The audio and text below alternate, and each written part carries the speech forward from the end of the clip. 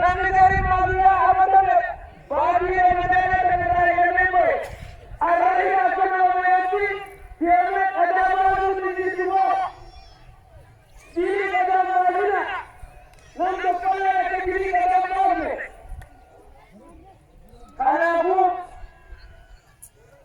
dhaabbii biyya gabaabaa kana kan lammada dhaansota haadholee keessanirraa isinii dhufeeyyu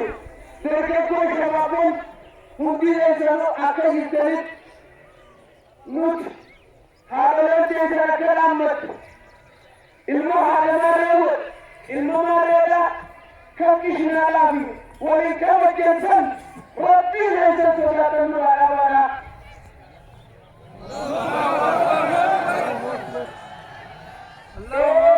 Akwai madu ilma halamare waletu kabajabi budinabi ulbina dadeti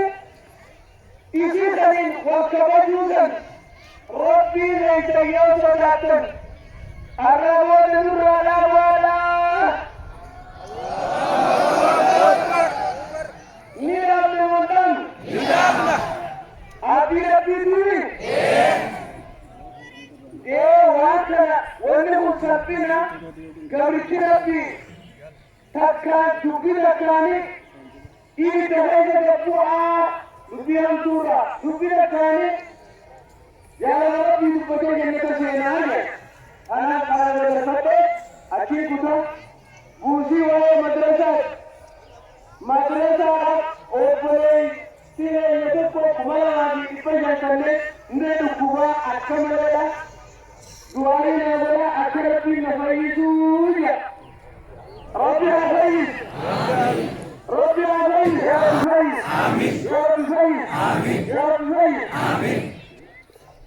haya kanati asine sarata doba subiyema ayo jitahiri modai sunna liha odayano awala lahiyan sunna bijirati dalam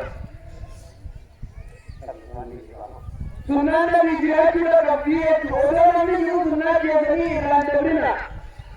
sunna akene rayan sunna nabi ogani ni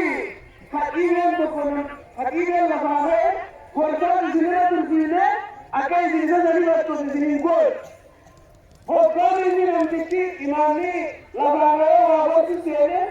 shiara nabi Muhammad jalahani indiye shiara dikar kasina ekad dara wakatan isini razawalna isini danda teze ekatani am ha imama sarawoda wakana bi wadu yadi mara habibana ti obansan jandu makanga de watu morwadi kosa jami jami ummaida kosa jami jami kuyadi mara jumado kosa jami jami humne namkeinama makide hadiza watonzo humne jami hudunu hikauje umamai mali jotu sunana bize wante fati sese ayyana du'al kubara bi alayhi jadi rabbi alayhi amin amar rabbi alayhi amin amar rabbi alayhi amin amar rabbi alayhi amin ya rabbi alayhi amin ya rabbi alayhi amin Hai, soal kita boleh dia insyaallah. Semua kita sekarang kita dapat insyaallah. Sekarang kita tu masjid Nurti wali kita dapat insyaallah. Wang ko paise kira bagasi sampai ni akan dikopai pada insyaallah kabarnya ustaz katanya Imam Abu Sabut insyaallah barang sendiri ini maka kopai wali itu terus berkata insyaallah isang kamu begitu ya nabi matadin Allahu akbar Allahu akbar takbir Allahu akbar Allahu akbar Allahu akbar khaban lalu khadi lalu ilmu lalu kuku khadi lalu kuku khaban lalu kuku namu doa ini berarti niat dari imam bahasa madrasah bismillah wali dia benar-benar tidak ada saya insyaallah